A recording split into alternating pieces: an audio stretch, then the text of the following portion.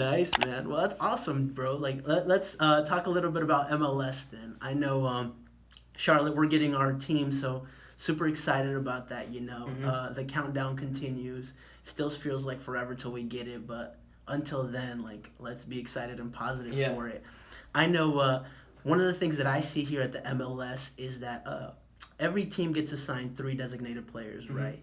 And I see the benefits of it where people say, hey, we don't want to create super teams in the MLS where somebody like Inter Miami is stacked, and then I don't know, like us, we don't get anybody, Hmm. right? But then I also see the bad side of it because I don't think the league becomes as attractive as it could be. Hmm. Give us your thoughts on that.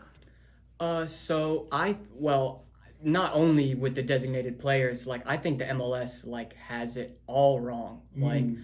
I think we talked about this too on our call. Like designated players, like let's be honest at what a majority of these designated players are. Like Yeah, they're retired European pros that are coming to the MLS. pretty much. Yeah. Except for like maybe the case of like maybe like I think Atlanta FC or Atlanta United had like the probably maybe the best three designated players like of all time in the MLS with Martinez, Almiron, who plays at Newcastle now Yeah. and starts and gets major PT for them, Yeah. and then some other dude I forgot. Maybe it was the goalkeeper, whatever his name was, Brad Guzan or whatever. Right, Maybe okay. maybe he was the other third one. I think that like in that instance of designated players, like that's like world class for the MLS, Okay. like designated player signing. But then when you look at it like as NYCFC, like their three designated players at the time was like 38-year-old David Villa, like Yeah.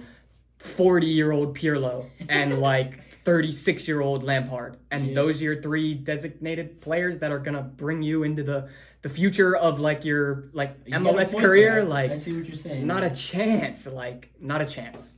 So I think it's good in some ways, but I think it's bad in others. I would like to see them get rid of designated players, but maybe just have a hard salary cap on like the team, kind of how like the NFL does or whatever, Okay. because we don't really have like the same fanfare as they do in England to be able to like pour money into like off of merchandise and off of ticket sales into Yeah. like the team. It's not the most popular sport here. Nah, we you got so like you see like the season that they sign it up as like they compete with what it's in the summer, right? So Yeah. it goes like maybe It like goes from February to December. yeah, so who are we competing with? Baseball, like a dying sport in America, like and we're still not pulling that many like that no, those numbers like Okay. so I think they should get rid of it, get rid of the designated players, or start trying to bring in like quality players from like this side of the world, like Okay. Central America, like South America, like certain designated players that are like 24, 25, 26, like get players in their prime versus players that are like well past their prime, like with Gotcha. Chicharito and Ibra and David Beckham and like the list goes on and on and on of Okay. like pretty much retired players coming to the MLS to chase a check and still play. I gotcha. Yeah. I think from a branding perspective, it's bad that like it looks like that now, right? Mhm. Like when you think of the MLS, you think of like, okay, like the retired players. Like, let's take a look at Inter Miami right now.